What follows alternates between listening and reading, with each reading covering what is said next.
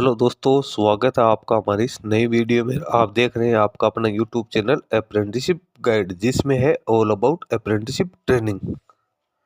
दोस्तों, इस वीडियो में अपन बात करेंगे गोवा शिपयार्ड लिमिटेड, जो कि गवर्नमेंट ऑफ इंडिया का एक अंडरटेकिंग है, मिनिस्ट्री ऑफ डिफेंस के अंडर में आता है। इसके द्वारा यहाँ पे रिक्रूटमेंट है वो निकाली गई है वेरियस ट्रेनिंग के पदों के लिए। तो जो वैकेंसी यहाँ पे निकाली गई है उसके बारे में अपने यहाँ पे डिस्कशन करने वाले हैं। इसके लिए आपको गोवा शिपयार्ड की ऑफिशियल वेबसाइट के जैसे आप कैरियर सेक्शन में आओगे तो यहाँ पे एडवर्टीजमेंट में आपको नोटिफिकेशन देखने को मिल जाएगा। Advertisement number 02/2026 stage first for trainee project executive vacancy यहाँ पे कॉन्ट्रैक्ट बेसिस निकल के आई है, जिसमें शुरुआती तौर पे कैंडिडेट को है वो 3 साल के लिए यहाँ पे रखा जाएगा। स्टेज फर्स्ट का अभी नोटिफिकेशन आउट हुआ है, सेकंड अभी जारी नहीं किया गया। तो इसमें जो रिक्रूटमेंट निकाली गई है उसके बारे में अपने यहाँ पे जानकारी है वो यहाँ पे देने वाले हैं। तो स्टेज फर्स्ट का ये नोटिफिकेशन है, इसमें आप देख सकते हो ट्रेनिंग प्रोजेक्ट एग्जीक्यूटिव मैकेनिकल की 10 वैकेंसी है। Full time regular BE BTech BSc engineering में होनी जरूरी है, 4 साल की, जो भी रिलेवेंट डिसिप्लिन है उसके अंदर। ट्रेनिंग प्रोजेक्ट एग्जीक्यूटिव इलेक्ट्रिकल की 8 वैकेंसी है, वहीं BE BTech फुल टाइम या BSc की क्वालिफिकेशन इलेक्ट्रिकल डिसिप्लिन में होनी जरूरी है। उसके बाद ट्रेनिंग प्रोजेक्ट एग्जीक्यूटिव इलेक्ट्रॉनिक्स की 5 वैकेंसी है, full time BE BTech BSc की क्वालिफिकेशन होनी जरूरी है। उसके बाद ट्रेनिंग प्रोजेक्ट एग्जीक्यूटिव अपन बात करें कंप्यूटर एंड IT की तो 2 वैकेंसी, इसमें भी BE BTech BSc की क्वालिफिकेशन होनी जरूरी है। Upper age limit unreserve AWS के लिए 28 वर्ष, OBC के लिए 31 वर्ष, SC ST के लिए 33 वर्ष रखी गई। फर्स्ट ईयर 35,000 रुपये मिलेंगे, सेकंड ईयर 38,000 रुपये, थर्ड ईयर 40,000 आपको मिलेंगे। ये जो थर्ड ईयर होगी ये एक्सटेंडेड टेन्योर होगा, शुरुआती तौर पर 2 साल के लिए ही आपको रखा जाएगा। उसके बाद में मैक्सिमम 1 साल आपको यहाँ पे एक्सटेंशन है वो दिया जा सकता है। उसके बाद में यहाँ पे अपन बात करें तो ये vacancy purely contract basis vacancy यहाँ पे निकल के, कोई रेगुलर बेसिस ये वैकेंसी नहीं है।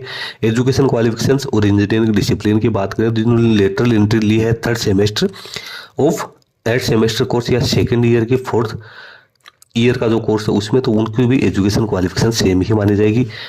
आप डिसिप्लिन देख सकते हो, इंजीनियरिंग में मैकेनिकल, इलेक्ट्रिकल, इलेक्ट्रॉनिक्स या कंप्यूटर IT में कौन कौन सा यहाँ पे ग्रुपिंग रहेगा वो आप देख सकते हो।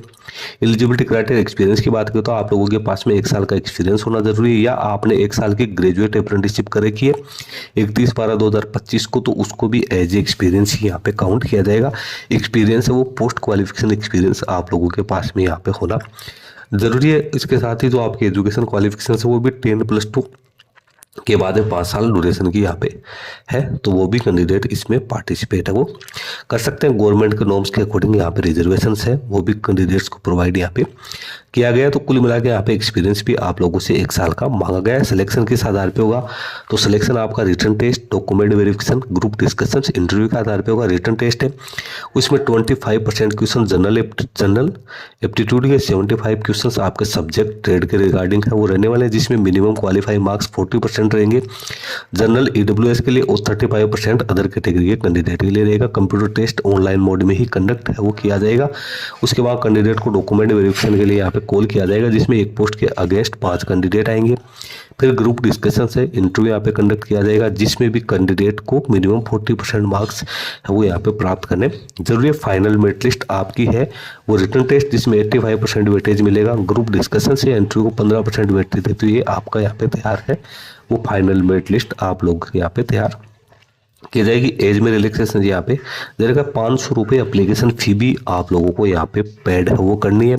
सारा एक्सपीरियंस एज है वो 31/12/2025 की स्थिति में आप लोगों के पास में होने जरूरी है। किसी भी प्रकार की क्वेरी के लिए आपको email ID दे रखी है, आप इस पे भी कांटेक्ट कर सकते हो। दोस्तों, अभी इसका एप्लीकेशन फॉर्म भरने के बारे में कोई जानकारी इसकी ऑफिशियल वेबसाइट पे अवेलेबल नहीं है। इसका एप्लीकेशन फॉर्म कब से लेकर कब तक भरा जाएगा उसकी डेडलाइन यहाँ पे अभी जारी नहीं की गई है, लेकिन जल्दी ही इसकी ऑफिशियल वेबसाइट पे आपको इसकी जो नोटिफिकेशन है या आप ऑनलाइन एप्लीकेशन फॉर्म भरने का लिंक वो देखने को मिल जाएगा। तो वो जैसे ही जारी हो जाएगा तो उसके बारे में मैं भी आप लोगों को वीडियो बना के इंटीमेट है वो कर दूंगा। फिलहाल के लिए इतना ही, धन्यवाद एंड बाय बाय।